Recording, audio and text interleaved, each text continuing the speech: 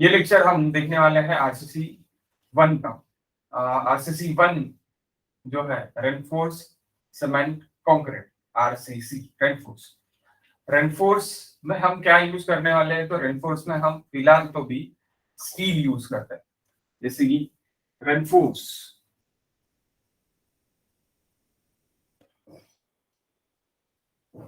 Cement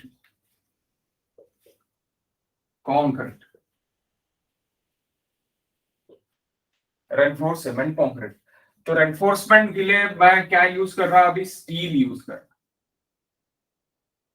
okay, enforcement के लिए मैं क्या यूज कर रहा, स्टील यूज कर रहा।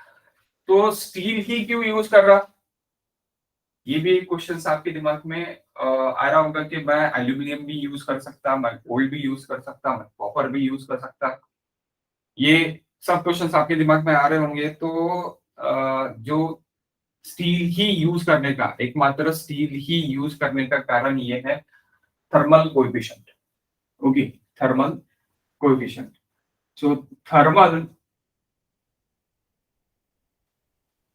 Expansion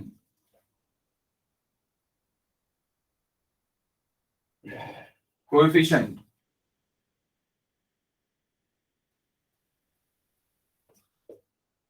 of steel and and concrete is same। दोनों का सेम है, गोल्ड का और कंक्रीट का सेम नहीं है। गोल्ड अलग है, कंक्रीट का अलग है। 12 into alpha S is equal to alpha C, alpha S is equal to alpha C, ये सेम है दोनों का।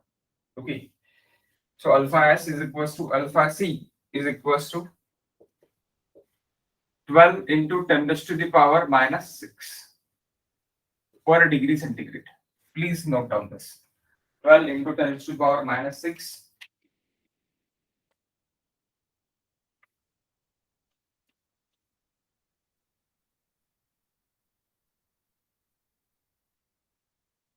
12 into 10 raised to the power minus 6.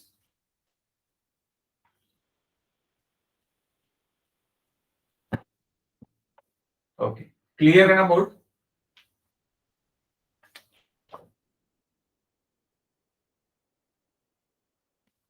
Please say yes or no.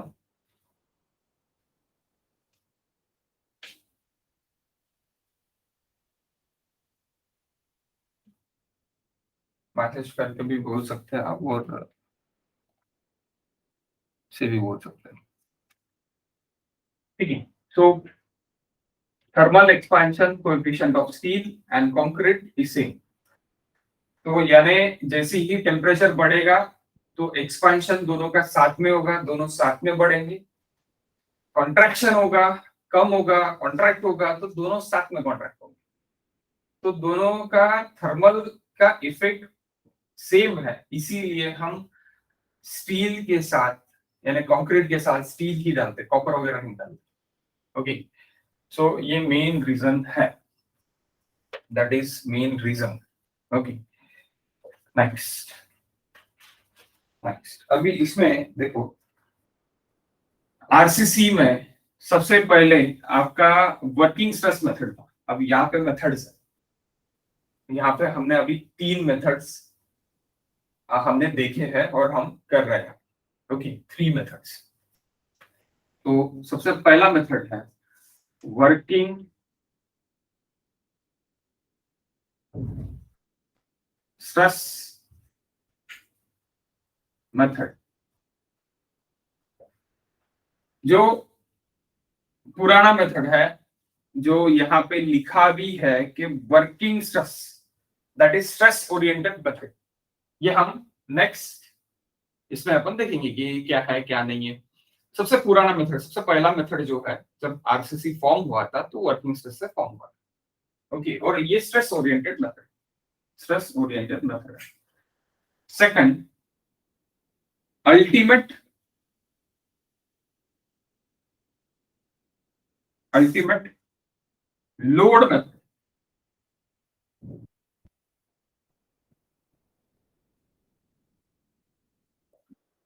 Ultimate load method. Working stress method में क्या होता था कि stress method होने के कारण सेक्शंस बहुत हेवी डिजाइन होते थे, इसलिए और हेवी डिजाइन होने के कारण उसके खुद के सेल्फ वेट की वजह से वो फेल होते थे, इसलिए उसका क्या कर दिया, उसका अपग्रेडेशन आया बाद में ultimate load method. Ultimate load method में इतनी प्रैक्टिसिंग नहीं हुई, क्यों नहीं हुई, क्योंकि उसकी सेक्शन कम हो गए थे और वो फिर से क्रिपिंग फेल्योर, डिफ्लेक्शन फेल्योर ये होने लगे। यानी इसके जो भी ड्रॉबैक्स है, creeping failure, deflection failure, fire failure, आपके ये यानी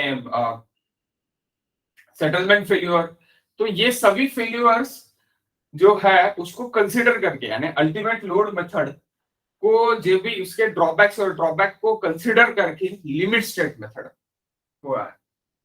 और it is limit state method. Okay, limit state method पहला है वर्किंग स्ट्रेस, जो स्ट्रेस ओरिएंटेड है। सेकंड, इसके में क्या होता था कि सबसे ज्यादा यानी बड़े बड़े अपने ये होते थे, क्या बोलते, बड़े बड़े वो है वर्किंग, बड़े बड़े सेक्शंस होते थे वर्किंग में, तो इसलिए क्या उसका अपग्रेडेशन हुआ अल्टीमेट है, अल्टीमेट का अपग्रेडेशन हुआ लिमिट। तो अभी हम लिमिट स्टेट मेथड ये देख रहे हैं। लिमिट स्टेट मेथड ये स्ट्रेन ओरिएंटेड है। क्या ओरिएंटेड है? Strain, strain oriented,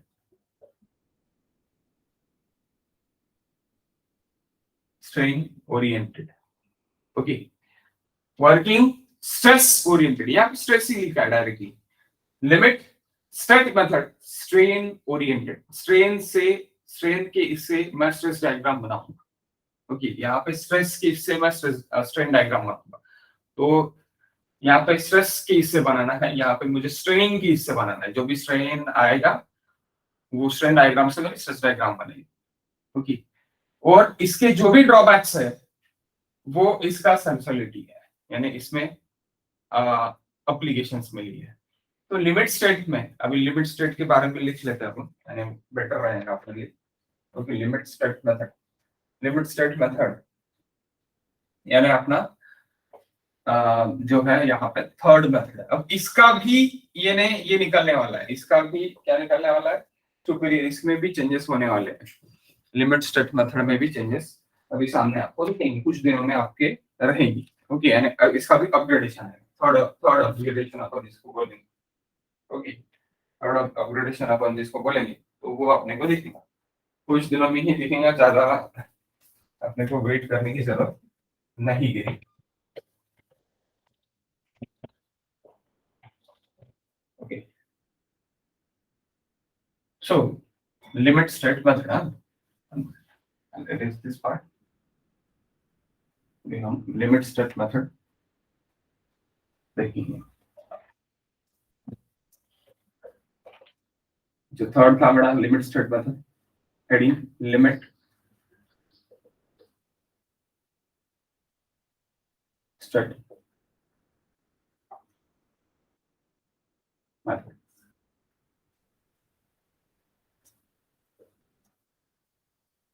limit state method. Okay, limit state method में मुझे क्या लिखना है, मैं लोड फैक्टर सबसे पहले यहाँ पे देखूंगा कि इसके लोड फैक्टर्स क्या है और लोड कहाँ से लेना है और इसके लिए मुझे क्या यूज करना है। तो लिमिट स्टेट मेथड के लिए और वर्किंग स्ट्रेस मेथड, उन दोनों के लिए वर्किंग स्ट्रेस मेथड का इसमें आईएस कोड है, तो आईएस 456 2000 है, वो मुझे यूज करना है। आईएस 456 2000 ये मुझे यूज करना है। ओके, अब इसमें मुझे क्या क्या यूज करना है और लोड्स कैसे लेना है, लोड फैक्टर्स कैसे लेना है, ये सब कुछ हम अभी देखने वाले हैं। तो सबसे पहले ये आईएस कोड पे क्या लिख के है और किस किस तरह के मुझे लोड्स कौन से आईएस कोड से वो कौन से इससे मुझे लेना है, ये सबसे पहले आपको मैं बता देता हूँ। उसके बाद अपन सामने इसका देखते हैं। 1 मिनट। मैं स्क्रीन शेयर कर रहा हूँ।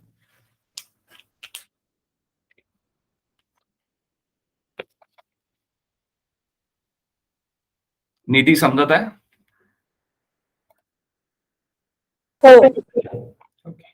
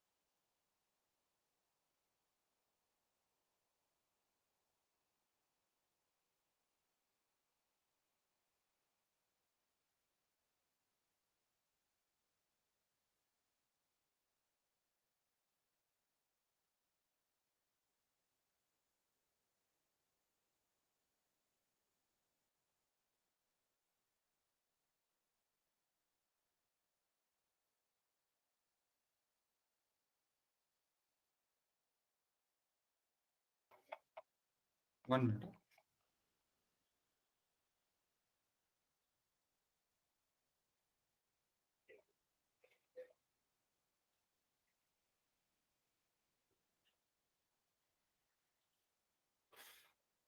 Okay, no issues.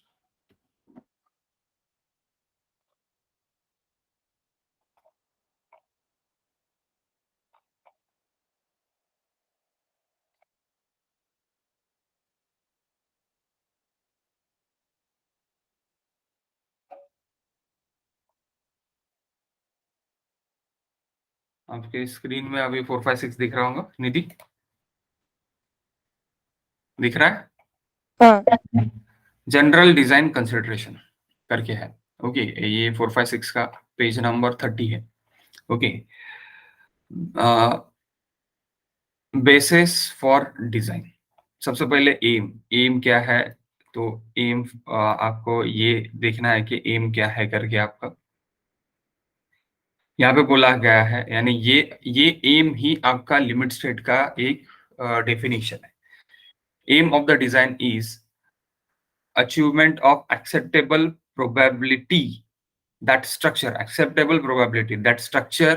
being designed will perform satisfactory during their intended life, यानी पूरी life. Okay, with an appropriate degree of safety। Okay, उसमें डिग्री ऑफ सेफ्टी भी होती है आने को ना। they should sustain all loads and deformation। देखो डिफॉर्मेशन भी है, all loads and deformation of normal construction and use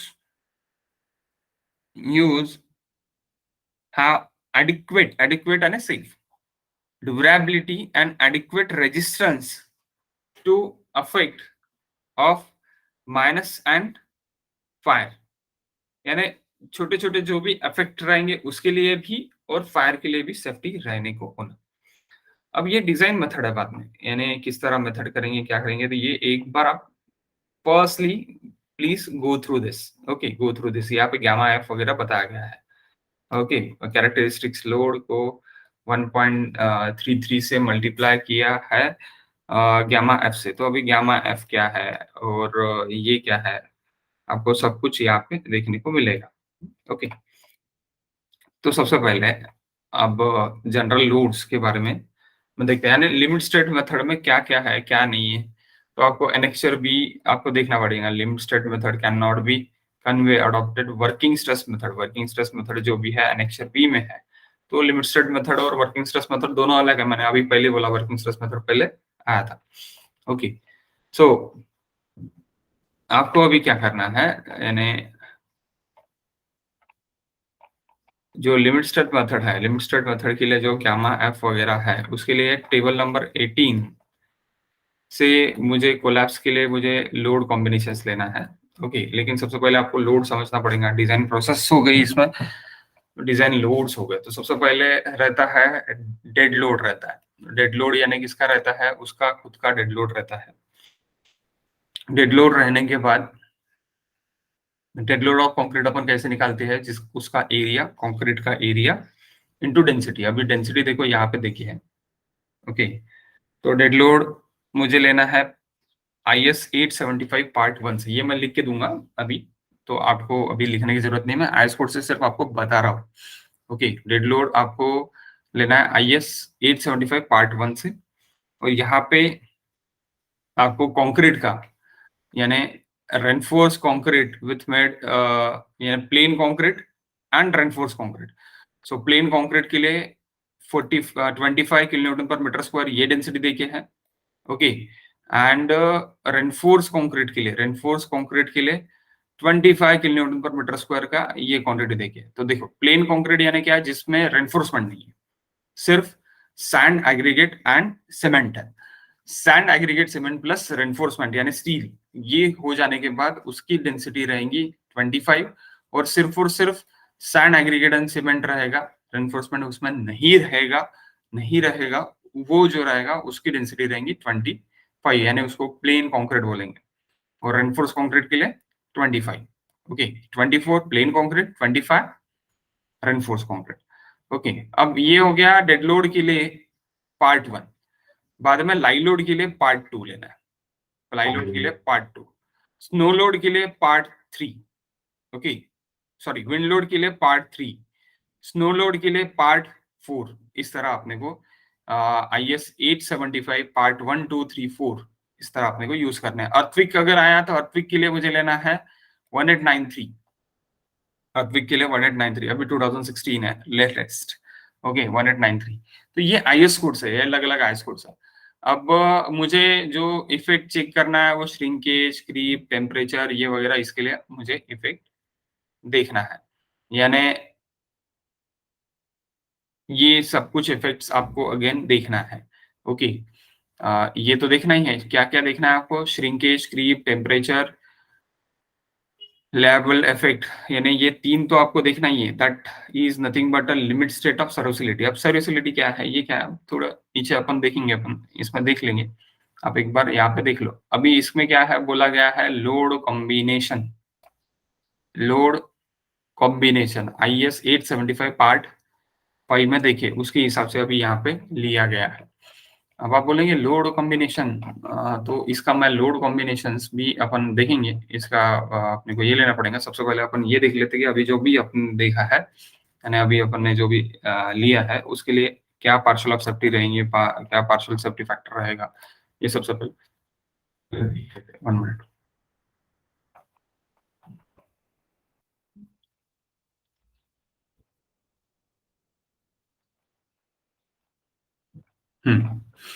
so Nidhi, hello, आपको दिख रहा है ये?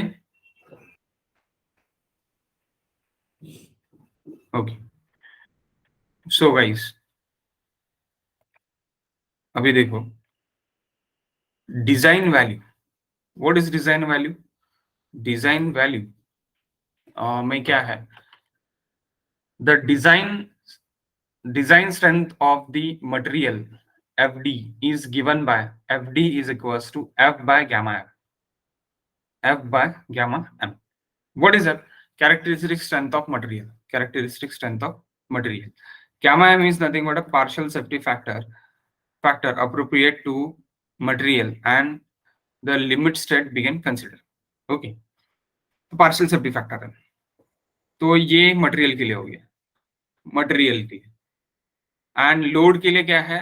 FD it is equal to characteristics load and gamma F is equals to partial safety factor appropriate to the natural of load and their limit state we can consider. Okay, so upon board पे देखते हैं,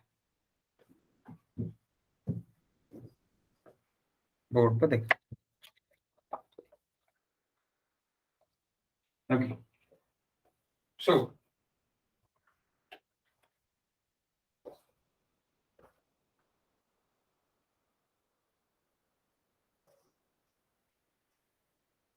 ultimate load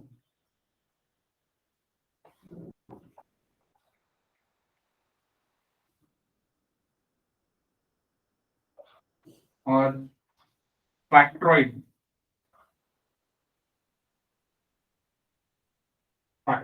load is equals to ultimate load or factoid load is equals to characteristics load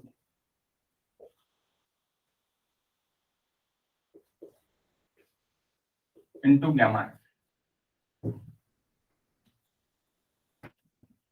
So gamma f यानी partial load factor यानी क्या है partial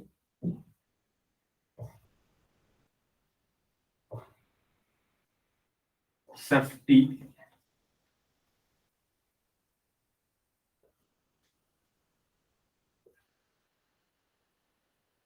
factor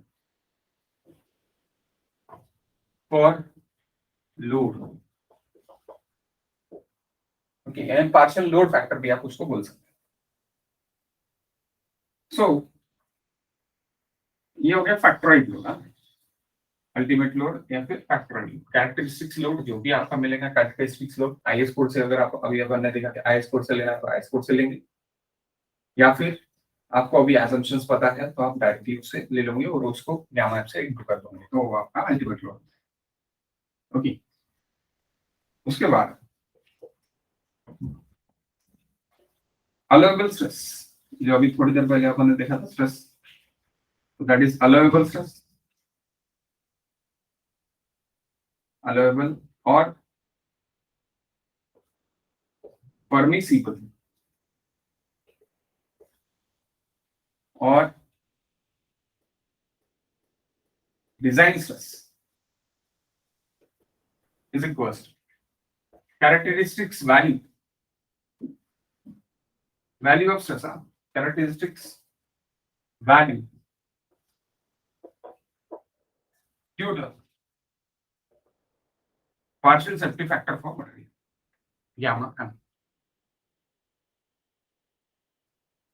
gamma m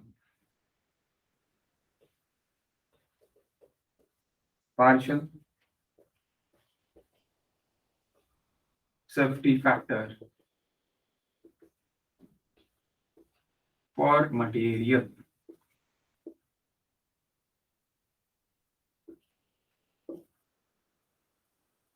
gamma m for steel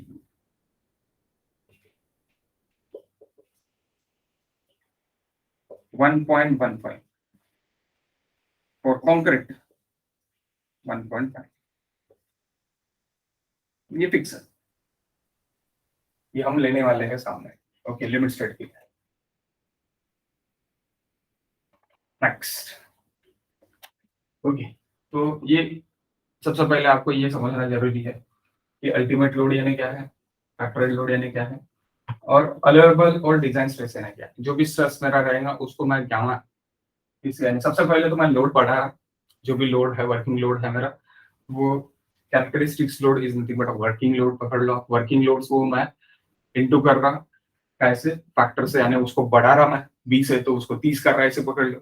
और जो भी उसका परमिसिबल स्ट्रेस है यानी जो भी उसका वो स्ट्रेस ले सकता है वो क्रैकिंग स्ट्रेस तक ले सकता है वर्किंग स्ट्रेस तक ले सकता है. वर्किंग स्ट्रेस को मैं क्या कर रहा गामा ऐप से डिवाइड कर रहा था फैक्टर ऑफ सेफ्टी से डिवाइड कर रहा तो उसका जो जिस स्ट्रेस पे वो टूट सकता है उससे मैं गामा ऐप से डिवाइड करके गामा एम से डिवाइड करके उसको मैं कम कर रहा यानी जो भी स्ट्रेस वो ले सकता है उसको मैं कम एज्यूम कर रहा हूँ और उस पर मैं ज्यादा लोड के लिए टेस्ट कर रहा हूँ यानी मैं सेफ्टी में जा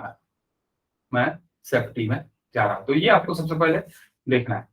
ओके नेक्स्ट आप अभी लिख लो इसके सामने मैं डिक्टेट करता हूँ. Limit state method is a condition of a structure. Limit state method is a condition of a structure just before a collapse. Just before a collapse. क्यों collapse मैंने अभी थोड़ी देर पहले आपको बोला collapse कि जिस इस पे वो टूट सकता है जिस स्ट्रेस पे वो टूट सकता है उस वो स्ट्रेस को मैं क्या करूंगा डिवाइड करूंगा गामा एम से मैं डिवाइड कर दूंगा, तो वो कम हो जाएगा। और ज्यादा लोडिंग के लिए मैं टेस्ट करूंगा, जो भी लोडिंग आने वाली है हमारे, उसको ज्यादा लोडिंग के लिए मैं टेस्ट करूंगा। तो ज्यादा लोडिंग पार्शियल सेफ्टी फैक्टर से मुझे मिल जाएंगी, ज्यादा लोडिंग जो भी आने वाली है उससे थोड़ी ज्यादा लोडिंग के लिए मैं टेस्ट करूंगा, तो मुझे सेफ्टी साइड के लिए मेरा स्ट्रक्चर मिल जाएगा, सेफर साइड के लिए मेरा स्ट्रक्चर मिल जाएगा। तो इसीलिए लिमिट स्टेट कंडीशन क्या बोला गया है, just before a collapse. Okay, the structure is designed, next देखो, the structure is designed, the structure is designed by this method should have same strength and service throughout its life, throughout its lifetime, throughout its lifetime, यानी उसकी जो strength है वो same रहने को ना, और उसकी जो सर्विस है वो पूरी रहने को ना, through out it's life time. What is the life of structure, what is the life of structure now? RCC structure की लाइफ, अगर मैं हाउस की कंसिडरेशन कर रहा हूँ, हाउस कंसिडरेशन के हिसाब से अगर मैं एक G+1 बिल्डिंग कर रहा हूँ, residential building, house is nothing but residential building में डिजाइन कर रहा हूँ, तो 45 years to 60 years, that is the life of RCC structure. Okay, आपको ये क्वेश्चन गिरता होगा हर बार कि कितनी लाइफ रहने को ना, तो guys that much life of the structure 45 years to 60 years। आप बोलेंगे हाँ तो इतने लाइफ में तो मैं चले जाऊंगा, मैं पैदा हो जाऊंगा, उसके बाद मैं अपना घर पालूंगा और मैं 60 years तक मेरा घर रहेगा। Obviously generation is gap, generation में वो तब तक आपका कुछ नया आ जाएगा। मैं कुछ ऐसी स्ट्रक्चर्स को भी, मैं स्ट्रक्चरल इंजीनियर हूँ गाइस, तो मैं कुछ ऐसी स्ट्रक्चर्स को भी विजिट किया हूँ जो 91 सॉरी 1919 में भी बने हैं, 1919 यानी 102 साल के आसपास, 103 साल के आसपास जो स्ट्रक्चर्स को हुए हैं, वो स्ट्रक्चर्स को भी मैं विजिट किया हूँ। That are the load bearing structure. तो तब लोड बेरिंग स्ट्रक्चर रहते थे, तो वो अभी भी स्टेबल है। और कुछ इस स्ट्रक्चर्स को भी मैंने विजिट किया हूँ 1960 वाले, 1958 एंड 1960 एंड 1960 वाले स्ट्रक्चर्स, यानी कौन से स्ट्रक्चर्स थे वो, अब यहाँ से अभी अभी 2022 चल रहा है जो मैं रिकॉर्ड कर रहा हूँ लेक्चर। सो 2022 के पहले जो भी रहता था, 2022 के पहले यानी अभी 2022 यानी कितने साल हो गए, ये 20 साल और वो 40 साल, यानी 62 इयर्स होके भी वो स्ट्रक्चर एकदम अच्छा है। तो स्ट्रक्चर को अगर आप मेंटेन रखो, तो अगर प्रॉपरली पेंट करो, जहाँ जहाँ पे क्रैक्स आ रहे हो प्रॉपरली आप ट्रीटमेंट करो, जैसी खुद की ट्रीटमेंट करते हो वैसी स्ट्रक्चर की ट्रीटमेंट करो, तो स्ट्रक्चर अच्छा चलता है। स्ट्रक्चर की अगर ट्रीटमेंट आप नहीं करते, उसको खर्चा नहीं लगाते, उसको खर्चा पानी आप नहीं देते, तो वो कैसे टिकेगा? लाइक अ गर्लफ्रेंड, उसके ऊपर अगर खर्चा नहीं करोगे तो कहाँ टिकेगी? उसी तरह आपका क्या रहेगा, आपका स्ट्रक्चर रहेगा। अगर आप उसके ऊपर, स्ट्रक्चर के ऊपर रेगुलरली मेंटेनेंस करोगे, तो आपका स्ट्रक्चर बहुत अच्छा चलेगा। Okay, but general life of the structure is 45 years to 60 years।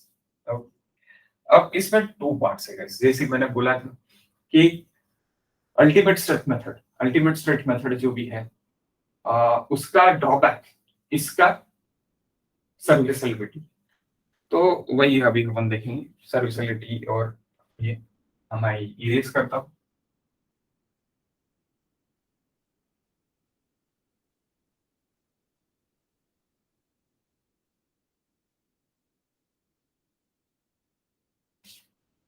Okay,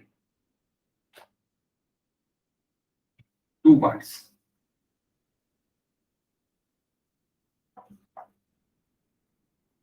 सबसे पहले limit state of collapse, first part.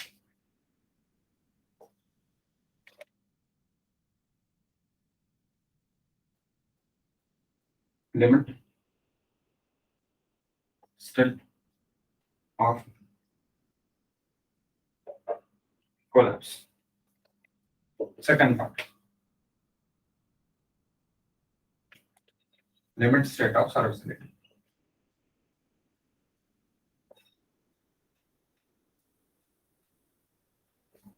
State of serviceability.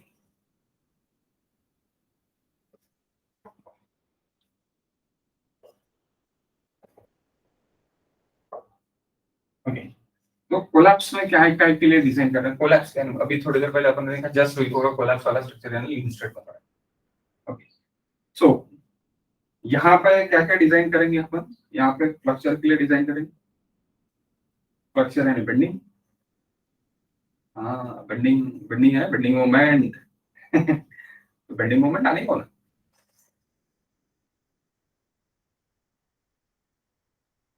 फ्लक्चर bending in beam slab पकड़। Okay, shear in beam slab दोनों में। C for compression for column, compression कहाँ पे आएगा? Column के लिए आएगा guys। D torsion in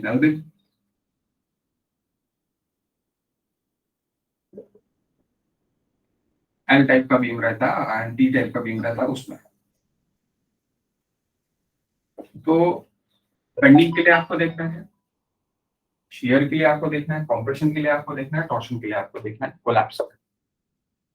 collapse okay, limit state of collapse. Serviceability जो भी आपके अल्टीमेट स्टेट के ये होगी, यानी क्या बोलते हैं अल्टीमेट स्टेट के आपके ड्रॉबैक्स, दैट इज सर्विसिबिलिटी। तो ड्रॉबैक्स यानी अल्टीमेट स्टेट फेल होता था डिफ्लेक्शन में, तो डिफ्लेक्शन यहाँ पे आ गया, डिफ्लेक्शन चेक सर्विसिबिलिटी में।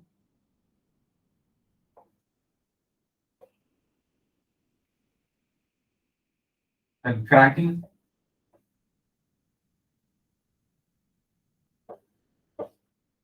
then it is vibration,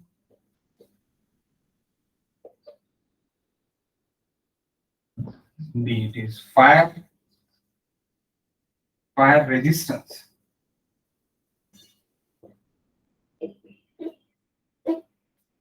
and it is durability.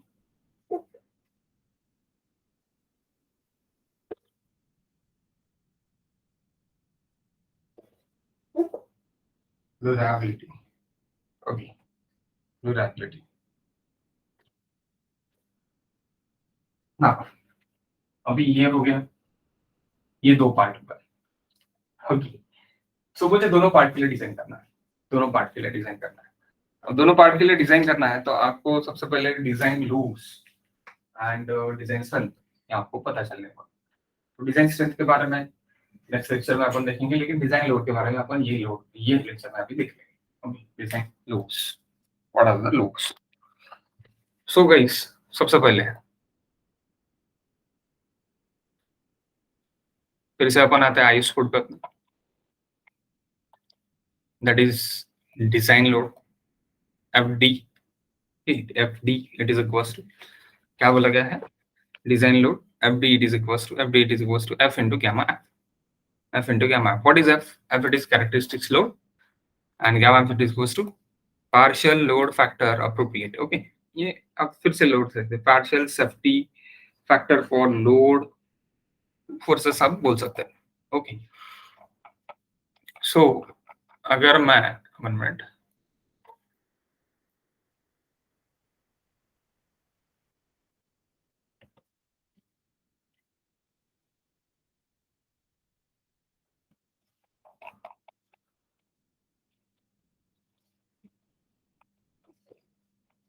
Guys,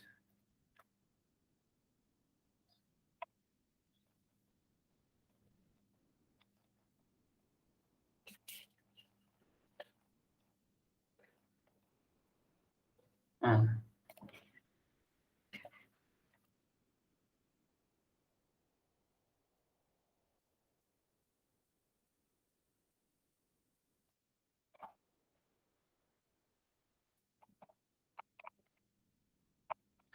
यही पेज नंबर पे था, मैं दूसरी जगह ढूंढ रहा था। देखो, तो अभी अपन ने थोड़ी देर पहले क्या देखा, limit state of collapse. Collapse में क्या क्या के लिए डिजाइन कर रहे हैं अपन, बेंडिंग के लिए कर रहे हैं, शेयर के लिए कर रहे हैं, कंप्रेशन के लिए कर रहे हैं और टॉर्शन के लिए कर रहे हैं। सो यहाँ पे देखो, यहाँ पे दिया है गामा एफ की वैल्यू, यानी जो भी कैरेक्टरिस्टिक्स लोड है मेरा, तो that load it is equals to characteristics load into gamma F is equals to design load. तो डिजाइन लोड मुझे चाहिए, तो गामा एफ की वैल्यूज आपको यहाँ पे देखनी है। तो what are the gamma F values? So सबसे पहले dead load plus I L, it is impose load. Impose load यानी आपका लाइव लोड। ओके, तो dead load plus live load के लिए 1.5 है, एंड विंड लोड के लिए 1 है कोलैप्स में। ये पहली कंडीशन। सेकंड कंडीशन है dead load plus live load. Dead load plus live load, dead load आपका 1.5, विंड लोड आप नहीं लोगे, विंड लोड आप पे अभी है नहीं है, सॉरी लाइव लोड नहीं है, इम्पोज लोड नहीं है, तो डायरेक्टली विंड लोड है, तो इसलिए लाइव लोड और लाइव लोड बोल सकते हैं आप, और उसको इम्पोज लोड बोल सकते हैं, वो नहीं है इसलिए डैश है यहाँ पे।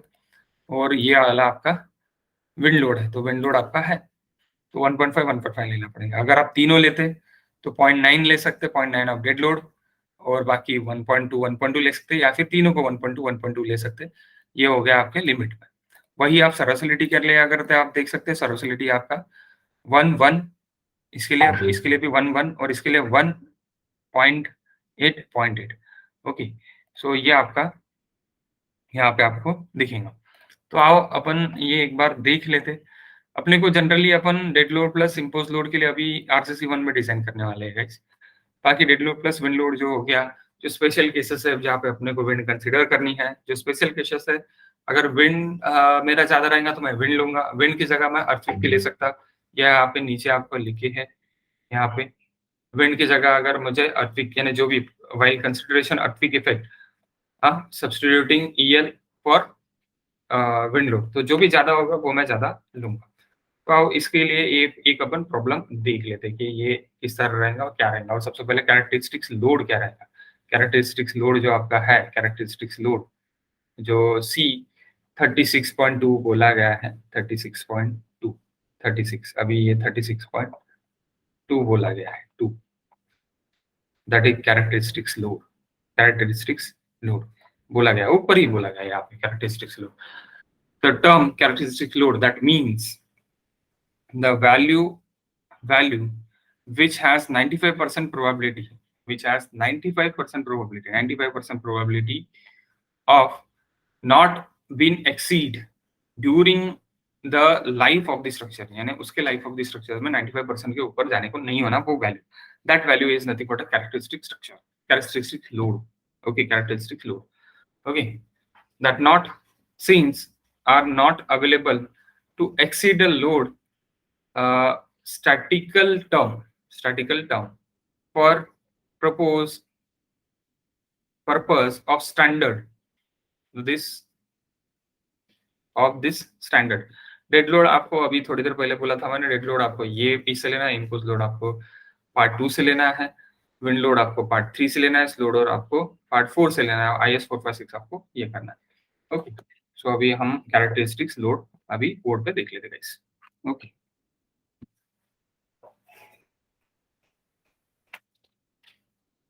Design load it is equal, अभी थोड़ी देर पहले अपन ने देखा,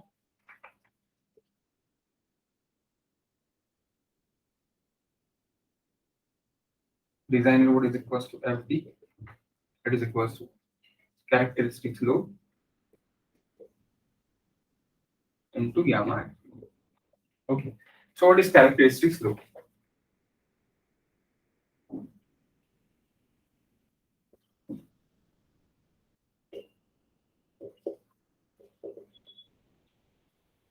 Characteristic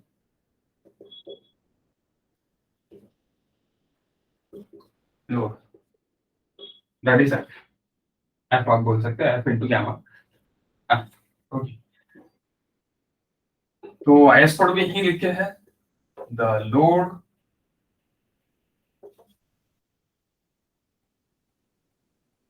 which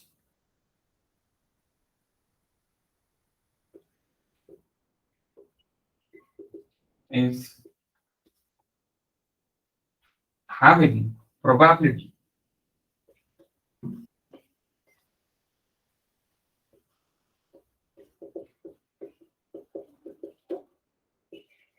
of 95% not exceeded or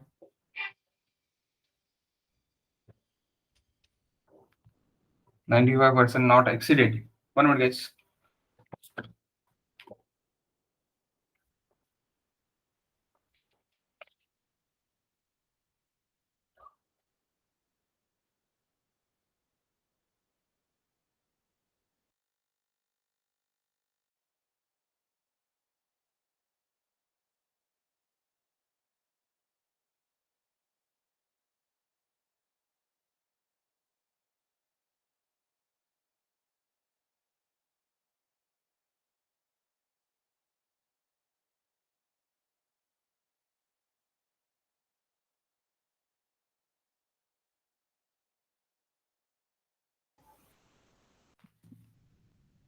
Okay, so not exceeded. Okay, not exceeded. So ये कैसे निकालेंगे? To find f,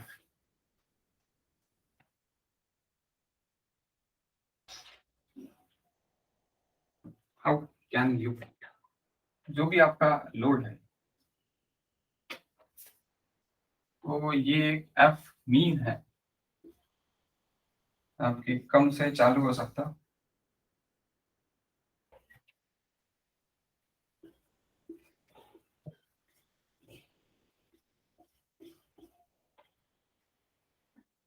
यानी यहाँ से 0 से स्टार्ट हो सकता, यहाँ पे 100 तक जा सकता। तो आपको ये 5% जो एक्सीड वाला है वो ये छोड़ देना है। ओके, ये 5% है आपका, ये आपको छोड़ देना है। 95% आपको कंसिडर करना है। यानी 5% हो सकता है कि बहुत दुविधा आ गई और 5% जो भी लोड है वो ज्यादा आ गया। 100 किलोमीटर है सपोज पकड़ लो, इधर इधर 95 किलोमीटर है, 95 किलोमीटर के नीचे वाला आपको कंसिडर करना है, 0 से 95 किलोमीटर तक है तो वो आपको कंसिडर करना है ना। एक एग्जाम्पल के लिए मैं बोल रहा हूँ। और ये जो 5% लोड है जो ज्यादा आने वाला है, कभी कभी आने वाला है वंस इन द लाइन में, वो आपको छोड़ देना है। तो 95% आपको लेना है। दैट की value 1.65।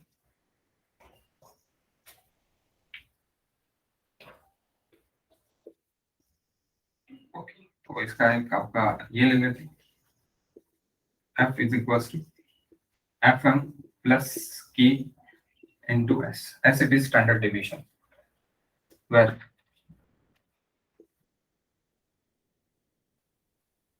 K is equals to 1.65, S is equals to standard deviation.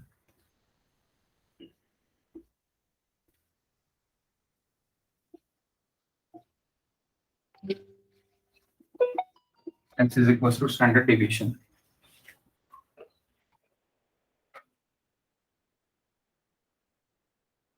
Okay.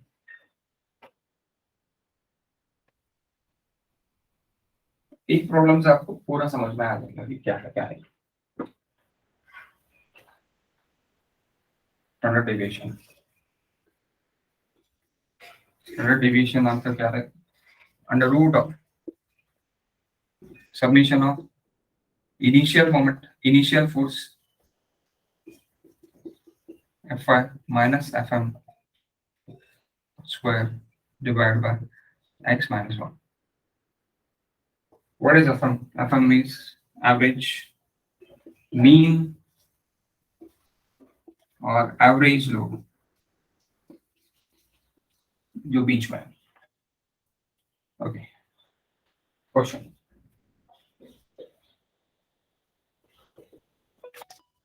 the load on structure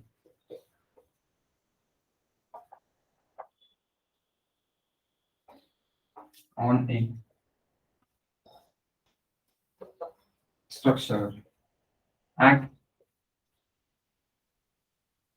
different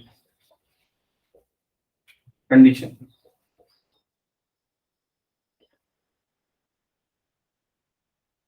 are given below.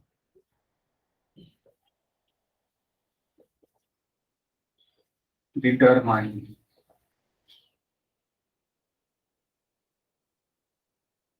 characteristics law.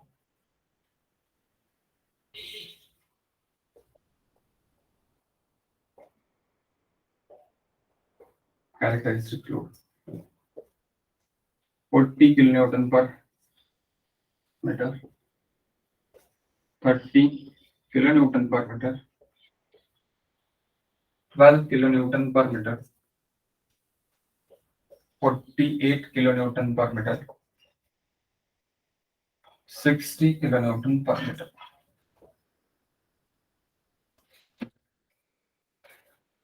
As per IS code, characteristics value के लिए 30 सैंपल्स होना, तो 30 लोड्स होना है, इसलिए आप समझ सकते हैं। लेकिन अभी यहाँ पे कम देंगे तो मुझे लेना पड़ेगा, आप कैलकुलेट करके लिखो, तो कैलकुलेट करके देख सकते हैं।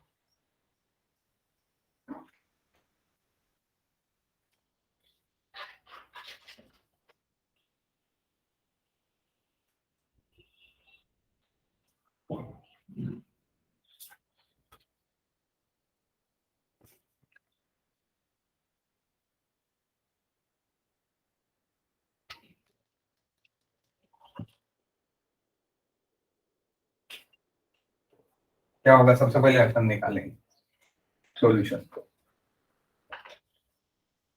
सबसे पहले क्या निकालेंगे, एफएम। एफएम क्या रहेगा,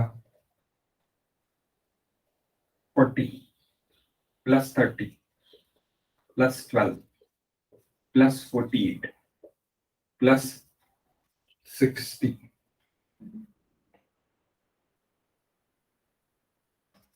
plus 60. How much? 1, 2, 3, 4, 5. 1, 2, 3, 4, 5. Okay. Calculate.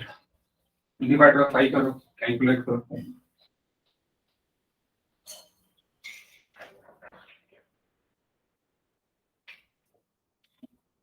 40 plus 30 plus 12 plus 48 plus 60.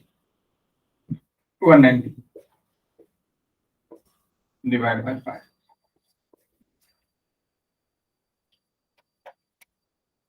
38. FM हो गया. उसके बाद standard deviation S. Standard deviation. Okay. FM हो गया. FM आपको मिल गया. क्या है? Initial minus FM का स्क्वायर, उसका समेशन. Okay. So 40 minus 38 का स्क्वायर प्लस 30 minus 38 का स्क्वायर प्लस 12 minus 38 का square plus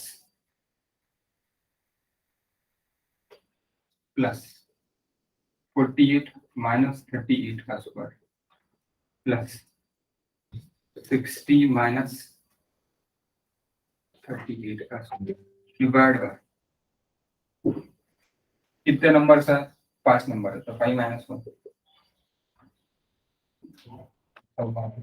What is standard load? Characteristics load. And S standard deviation क्या था, तो सबसे पहले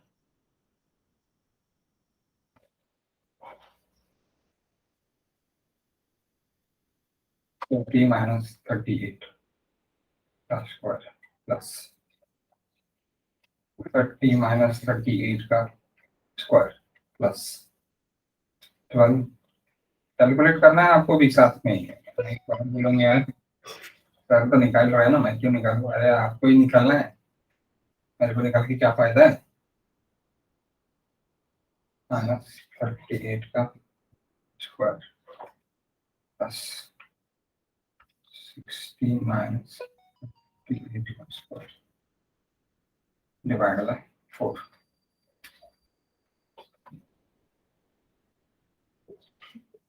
18.2. 18.2 till November 30. That is S. यहाँ पे भी till November 30. What is characteristics value then? Characteristics, that is Fn plus K into F. Of Fn कितना है आपका 38. What is K? K 1.65. ये स्टैंडर्ड है ना. हेलो लेंगे कहाँ से है? इसकी भी स्टोरी है, बहुत लंबी स्टोरी है, बाद में आपको बताऊंगा मैं कभी. And S it is 18 point. What is this? क्या आएगा?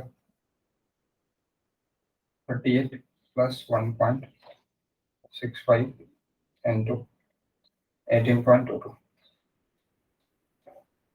68.063 kilonewton per meter. Okay, that is your what characteristics load. Characteristics load 68 point. इसके ऊपर वाले जो भी लोड रहेंगे अभी आपके कैरेक्टरिस्टिक्स लोड के ऊपर वाले नॉट कंसीडर. यहां तक आपको करना है, यानी 68.0063 ये लोड तक आपको कंसीडर करना है, नीचे के लोड तक. तो ये आपका लोड हो गया. इसी तरह आप बाकी भी निकाल सकते हो. ओके, अब जो लोड कॉम्बिनेशन है वो लोड कॉम्बिनेशन से भी अपने को लोड अपन निकाल सकते हैं.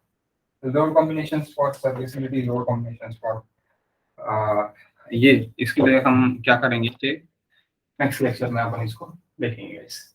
ओके, नेक्स्ट लेक्चर्स में अपने को देखना ही है लोड कॉम्बिनेशंस. जो भी अपन डिजाइन करेंगे तब आपका वो आएगा कि लोड कॉम्बिनेशंस आपको कैसे लेना है, क्या लेना है. जो अभी टेबल नंबर 18 अपने देखा है उससे ही अपने को लेना है. ओके, सो आप एंजॉय करो next lecture. Thank you guys.